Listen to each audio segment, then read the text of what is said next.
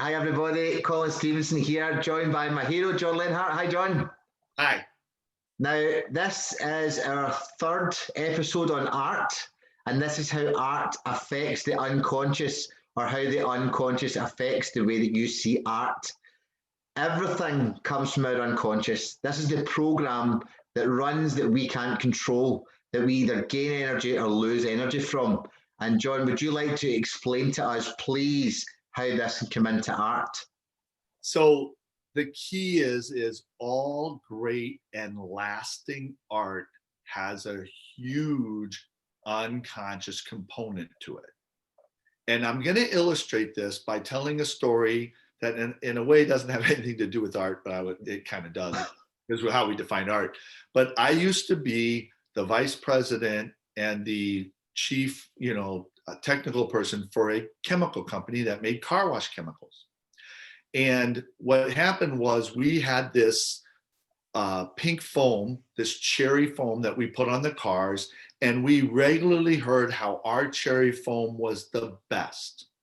People loved it. They never got used to it. So remember, we talked about habituation during the psychology series, how your brain habituates to a smell. It removes that smell. And everybody else's cherry foam, when they sprayed on the cars, everybody got used to it and everybody zeroed it out. Yep. And it's like, ours apparently, you can't habituate to it. Apparently, we figured something out. And so what happened was I had all these connections because I'd worked in the fragrance field before I became this vice president. And I knew a buddy of mine from one of these big companies, and he wanted to kind of do me a favor and say, hey, I'll sell you some fragrance. So again, we're a small little company, and I used to work for this, billion-dollar company where he sold a lot of fragrance. Yeah. So I give him the fragrance he needs to knock off, this cherry fragrance. And he comes back, we go to lunch and he goes, that cherry fragrance you gave us, it's not cherry. It's strawberry. What? And it's like, here's what happens. All the signage says cherry. Your brain is looking consciously for a cherry. You unconsciously are smelling strawberry. Your conscious is going, that's an interesting cherry. Your unconscious is going, it's strawberry. And you're going, cherry, let's zero it out. And your unconscious is going, I cannot zero it out until you recognize what this is.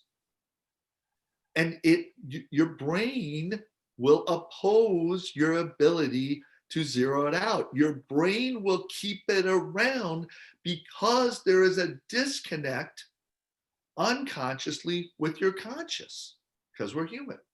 There's not very often that I'm speechless, right? But that just rendered me speechless, and I was like trying to process what you were saying. And because obviously I've now been with you and learning from you for 16 months now, you do open your brain to certain different things. Now, I still can't get over what you just said there, because there's certain things that I kind of work in different methods, and there's certain people that say that smells like, but it's not, because it's not that, and it totally overlaps as to where you are there. So that means that they can't habituate against it because they know it's wrong. So was this done purposely? That's an amazing question, because we struggle with that. Because again, this is, I went from a, $4 billion company to a $10 million company. Okay. Yeah. And so we're not getting the same suppliers. So did somebody screw up and not give us a cherry in the past before I got there and got a strawberry? And I don't know if they did it intentionally or not, but it was genius. But here's the thing. So let's take this forward, because you think about music for a second. The reason why certain songs stay around is because the lyrics are one way and the music is another way. And yes. I'll give you an example. Every Step You Take. And that's been released several times, and it doesn't matter who sings it, people still always jump on the song and they still enjoy it. So is that a good song or a bad song? I mean, is it a positive song or a negative song? For me, it doesn't give me the best of feeling, but I do enjoy the song. So it's like the words pull me down, but the music lifts me up, and I'm like, can I decide what way I want to go here? Yeah, that song's basically about a stalker. Yeah. Okay, I'll give you another example. Born in the USA by Bruce Springsteen. He originally recorded that as it's a negative song. It's a song putting down the USA. Yeah. And he recorded it very negatively and it didn't go anywhere. They took the song and made it positive. A march. Ronald Reagan wanted to use that song for his campaign. It's like he wanted to use a song that talked about how bad America was. But it got so big, and it's because it's this disconnect. This song, the lyrics are America's a crappy country, and the music isn't America great? And Yeah. what happened was when Bruce decided that he was coming back out and later in his career, he went and basically he was so angry that people didn't see and feel he's exhort or perceiver. You're not feeling what I'm feeling about this song. I want you to feel America's bad, but you feel America's good. Then he went out on the road and tried to play Born in the USA down, and people booed, and he just gave it up. But that's why that song stays around. You're looking for in music and in art. We're going to talk about stories in a second, but really that's what you're doing. All art that hangs around has a disconnect built in it. And when you recognize the disconnect, your brain lets it go. What is that film, Lolita? There's a book called Lolita. Now, I haven't read the book, but I watched a film called Captain Fantastic recently. Now, Captain Fantastic, I did very much adhere to a lot of the film. I really enjoyed it. And his daughter was a young girl, and she must have been about 14, 15, and she was reading the book, which is pretty much an adult book. Now, the way the father speaks to the daughter in the film, he says, okay, that's a very adult book. Can you please explain how you feel? So she started kind of dissembling from the question. And he said again, don't dissemble, speak to me. She said, well, it's really difficult because the man and the child have this relationship. It's wrong, but the way that it's explained, you actually start to feel sorry for the man. Now, again, how this plant seeds into people's brains is the exact same with the music. It's the exact same with the smell. It's the exact same with anything and the stories that we're just about to talk about. It really can be, it's the program. So people will always want to read it, or they'll always have that bit of intrigue, or that, that they're never fully, they're still insatiable. They're not fully satisfied with it because they're like, why am I not satisfied with this? Why is it not coming to an end? And again, with the songs, it's like there they brought it out again. Oh, I still, it's so strange. You can't get settled. Yeah. And that's the issue with this is that until it settles you, Mona Lisa smile. What's going on with that? It's like it doesn't settle you. So we're still looking at this painting that's like, why is this such a big painting? It's unsettling. There's aspects in the painting. So that's where you go, you get a tour of an art museum and they start explaining what's really going on in the painting that you didn't see before. And it's great, but honestly, you don't want to look at that painting anymore. Yeah. Because now you're settled on it. You've mastered it and you've settled yourself on it. And so stories are that. So one of the things Ed talked about that I love is that all art is stories. I was in this Romantic Manifesto, Ayn Rand book group, and I said to them, art is stories. And like Ed explained, art, how much of the story you have to bring is how high the art is. And the reason why certain people can't handle certain art is because they have to create the story. But I will tell you, the way to understand art is to have that story, because now you're getting in touch with your unconscious brain. You can say, I think the story is about this, and your unconscious goes, No, that's not it. And you can feel unsettled and go, what is it? And you want other people to talk, and that's why you discuss it. Yeah. So if you look at all of that, everything is story. So even Ayn Rand said her best explanation for what she's trying to get across is not any of her essays, Conscious Brain, but it was the book Atlas Shrugged. She said, if you really want to understand me, read this novel. Don't read what I'm telling you is going on, because even she knew I can't even explain what I wrote in this book because this book settles me. And I will tell you this, that they have like the 3 drafts. I mean, it took her 17 years to write this 1,100-page novel. And when you look at the 3 drafts, I could show you how her unconscious was getting closer and closer to the truth. With each draft, the changes she made was she was being led by her unconscious. And that's what real artists do. They flow, they have a feel for things, and they put things in that they don't even know why they're putting it in, but their unconscious going, trust me, this is going to make this last longer. And do you know, just as you were talking about that book there, the book that I'm writing at the moment, there's certain things that I've done in that book that I can't explain why I've done it. And it's because, with the help of yourself, that I have got myself over the last kind of year and a half almost into flow, and getting into that place where I'm just doing things, and it's okay just to do it. And again, and that's my art, it's my take, it's my vision, it's my view, my truth. You know, everything that I'm putting into that. So I can totally understand where you're coming from with what you've just said there as well, you know. And I think if everybody just that's watching, and anybody in the world, they've all got something that they can put something in when they flow, and have that sort of expression. And I think that's missing as well.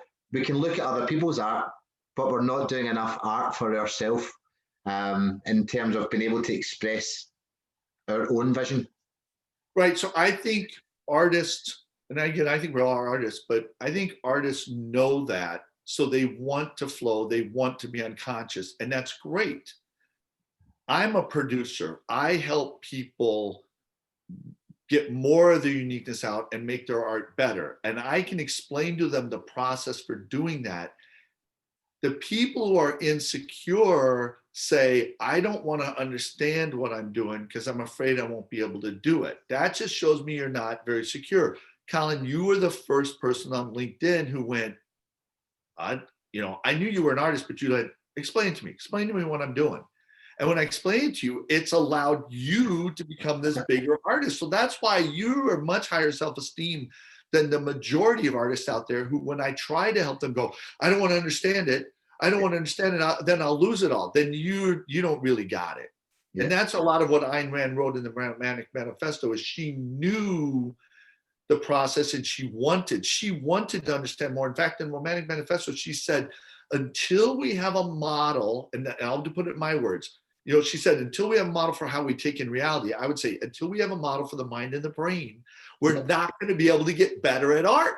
Yes. And so that's what I loved about that. So what I want to do to finish this is I want to mention 3 movies or books, if you will, series that are very popular. And I want to show you how, to habituate to this. So if I mention one of the things that you don't want to ever stop watching, then you might want to stop the video.